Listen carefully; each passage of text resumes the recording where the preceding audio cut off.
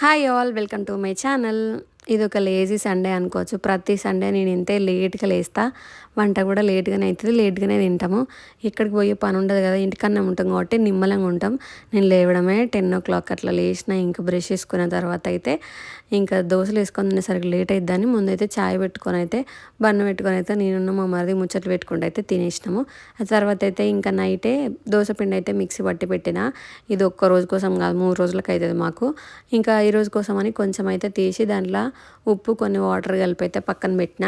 ఈరోజు ఏంటంటే నేను ఆనియన్ ఇంకా క్యారెట్ దానిపైన దోశ పైన వేయడానికి అని చెప్పి వాటిని కూడా తీసుకొని అయితే మొన్న నేను ఒకసారి చాపర్ తీసుకున్నా కదా, ఆ చాపర్కి అలా ముహూర్తం వచ్చింది, దాన్ని తీసి దాంట్లో చాప్ చేసి అయితే పక్కన పెట్టిన. ఇంకా నేనైతే ఈ దోశలు నేను ప్రతిసారి ఎప్పుడు వేసినా సరే 3 times వేయాల్సి వస్తుంది. ఫస్ట్ ఏమో మా మరిదికి వేస్తా, ఆ తర్వాత ఏమో నేను వేసుకొని తింటా, ఆ తర్వాత ఏమో ఇంకా మా ఆయనకి వేస్తే, ఎందుకంటే ఆయన కొంచెం లేట్గా లేస్తాడు కాబట్టి. మేమేమో ఆకలికి ఎక్కువ ఆగమని చెప్పి ముందైతే వేసుకొని తింటాము.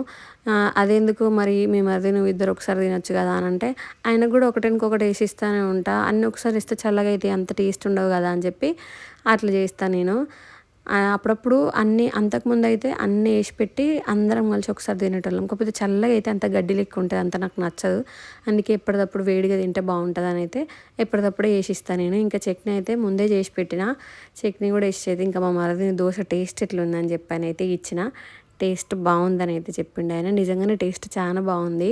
అప్పుడప్పుడు చట్నీ టేస్ట్ మంచిగా కుదురుతుంది నేను చేస్తే, అప్పుడప్పుడేమో అస్సలు మంచిగా కుదరదు.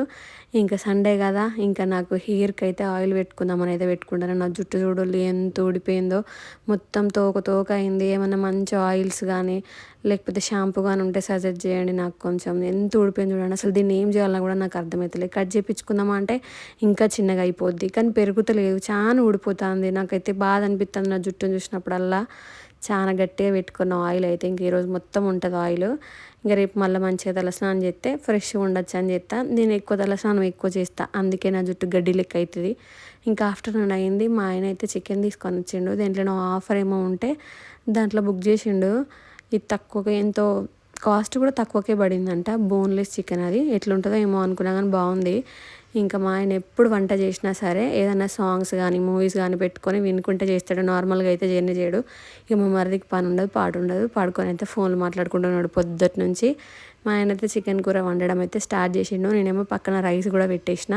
బగారన్నం వండుదాం అనుకున్నా కానీ ఇంకా ఓపిక లేదు, దాంతోపాటు అది డైజెషన్ అవ్వదు అని చెప్పి వండలే. కర్రీ అన్నం అయితే అయిపోయింది. లెమన్స్ ఆనియన్స్ కట్ చేసుకొని అయితే తినేసినాము. Follow for more videos. Okay bye.